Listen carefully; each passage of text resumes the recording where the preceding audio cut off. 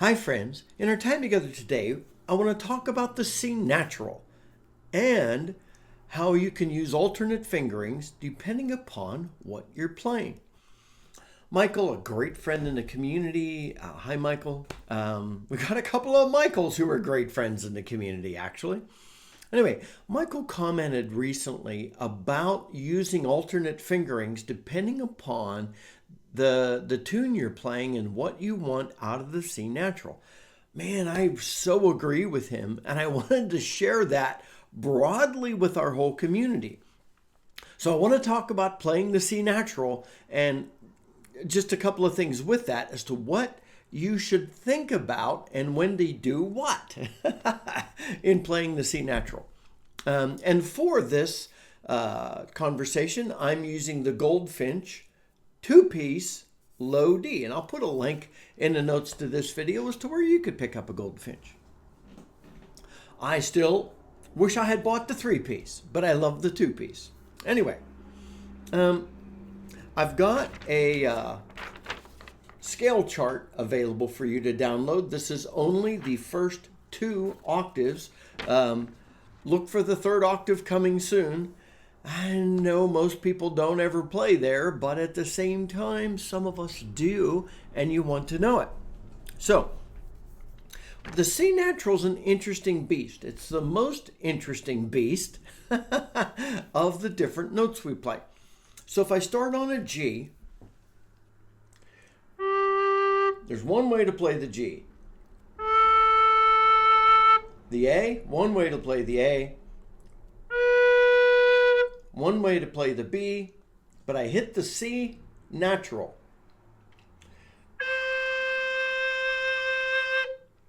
And you could play the C natural with, and I want you to listen to the differences.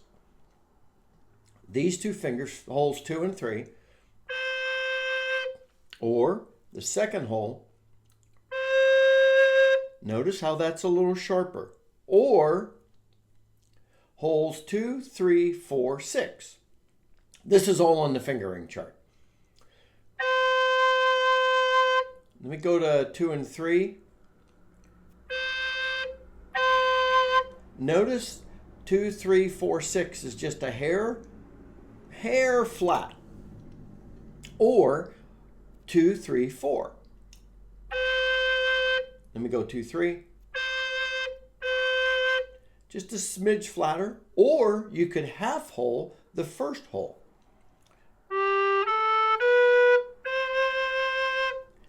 And that's an easy thing. Now, one thing to say about the C natural. It's going to sound silly, but it's exactly true. And it will help this conversation. The C natural is right in between the B and the C sharp. That's a whole step. The C natural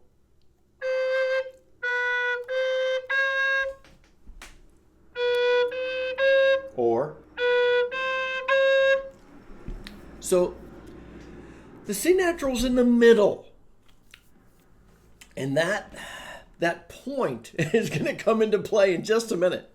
So anyway, please, if you've not downloaded the fingering chart yet, and I'll stick a link to this at the top of the notes to this video, please do, because it's very helpful.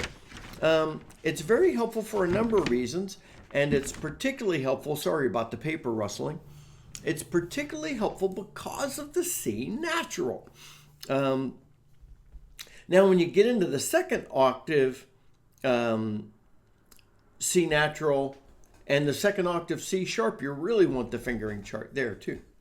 But anyway, let me think. So here's the point, and this is the point Michael was making, is depending upon the tune you're playing may influence the decision you make as to the fingering. Now, I'll come back to that in a minute, but I want to talk about whistles generally. A lot of, if you buy from a maker, somebody actually made the whistle, not mass produced. At times, they will send you a note with the whistle that says, this whistle comes tuned to the C natural with holes 2 and 3. And sometimes you might even get that. On the odd occasion, I've got that from somebody who's mass-produced, who's selling a tweaked mass-produced whistle, or at least quality controlled. I'll get that sometimes. So that's something you could expect to see. And that's a good thing, because that way the manufacturer's saying to you, this is where the C natural is going to be the most in tune. And if you have a tunable whistle, you need to find out where tuning is anyway. And if you're a smidge sharp or flat, you can actually change that with breath pressure. So the point on different whistles, I can have one low D and then get another. Most D whistles, I'll say that broadly, high and low, most D whistles play the C natural in tune with the second and third holes. Every D whistle will play the C natural in tune. If you can find it, half-holing the first hole. Half-holing takes a little bit of practice. I recommend learning to half-hole because it comes into play. So different whistles, you need to find out where the C natural, what fingering is best for the C natural on your whistle. You will find most often that it's 2 and 3. Not always, but most often. Now, let's get into playing the C natural in different tunes and why the alternate fingering is really helpful. So Michael's point is a great point. When you're playing a slow tune, you want the C natural to ring true. When you're playing a faster tune and you're running past the C natural, then use a fingering that works in the run. That's really important to know. And this is another reason why it's important to know your whistle. It's another reason to have good finger dexterity. There are some folks that can, if 2 and 3 is their good C natural, on a quick run, they can bounce around between that. But watch them, watch folks. And they're not most of the time. Anyway, so a slow tune, you want your C natural to be true. So think of, for Ireland, I will not speak her name. It starts off.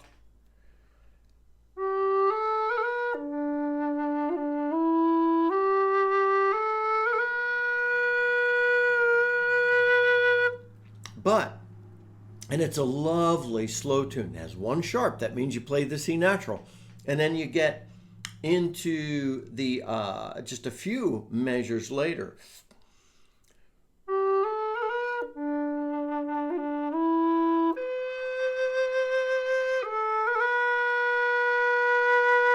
You've got that C natural, you're sitting on it. You need to sit on it reasonably close to in tune. That may require you to adjust your breath pressure, but it will require you to know the very best fingering for the C natural on your whistle. And this is why I said earlier that if you can learn to half hole, that's the best way.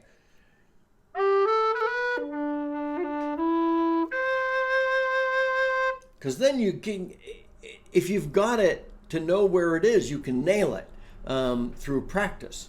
But that's not always helpful in a run. So on a slower tune, my recommendation, and Michael, thank you again, is know your whistle, know which fingering plays best on the C natural, and use that to play C natural in a slower tune, because you don't want to play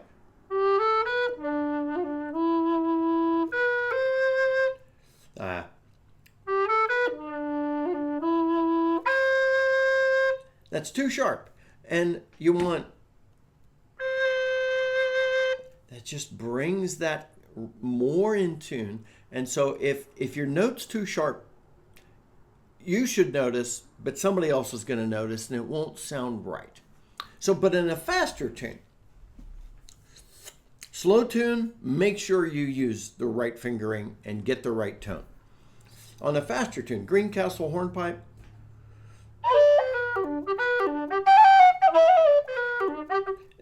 has one sharp as well. And you encounter the C natural doing some bouncing around. For me, I don't have a trouble with that because I'm going like from the C natural to the A, and the A to the D, back to the C natural. See, that's pretty easy in that A part. But you get into the D part, you get a phrase that goes, and I'll play it slower.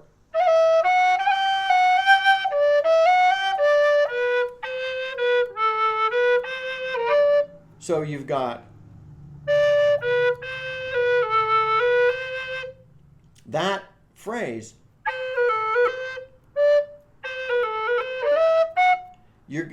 That bounce from D, B, C natural, B, A, B, C natural, D. That's a lot of finger moving. In that situation, you could, on the second C natural, I like to use the 2 and 3 on that first one.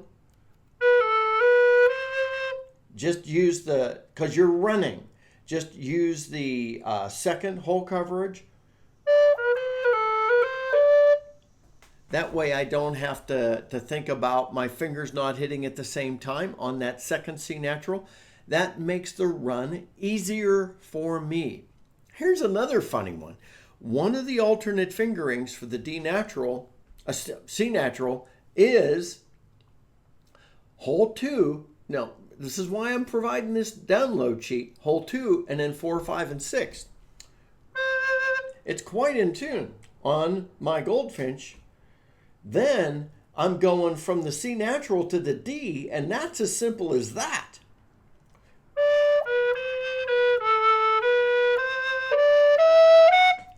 So,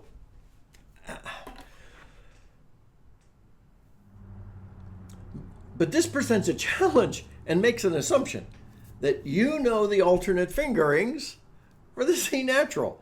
Please use the cheat sheet. Learn those alternate things. And I honestly don't pay a lot of attention to it.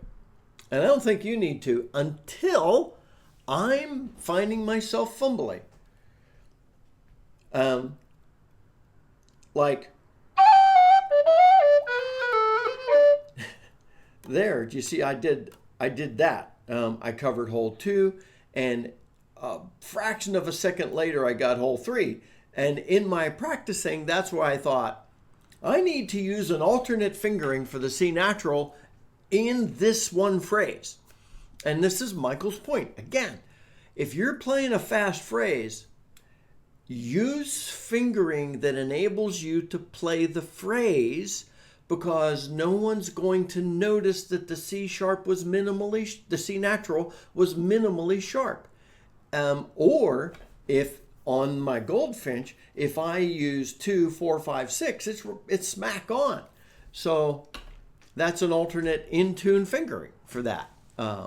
So that really helps. Anyway, my friends, I just want to encourage us here, and I appreciate Michael bringing this up. And that's like, I got to do a video on that. Use the fingering chart to know the alternate fingerings. If you're playing a slow tune and you've got to play the C natural, use the fingering that is best for your whistle. For my goldfinch, it's half hole or 2 and 3 or 2, 4, 5, 6. I might be able to get away with 2, 3, 4, 5, but 2, 4, 5, 6, and 2, 3, and half holding are just a smidge better. I want to know that. I want to know that exactly, so that when I'm playing a slow tune, it resonates well and I can enjoy it. But when I'm playing a fast tune, I use the fingering that works in the run, right? Why not? Because no one will notice that C natural that I hit in that run, I descended, I ran up, and I needed to prepare to play the D, second octave D. So the best thing to do is to use an alternate fingering. So I hope that helps. My friends, I hope this is helpful for you. Like the video if it is, please. And remember, I'll stick a link to the fingering chart and a link just to where you could pick up a goldfinch. And if you're brand new and checking us out because of the conversation, please subscribe and join this great community of folks learning to play the whistle together. Until next time, this is Scott Shade. Happy whistling, friends.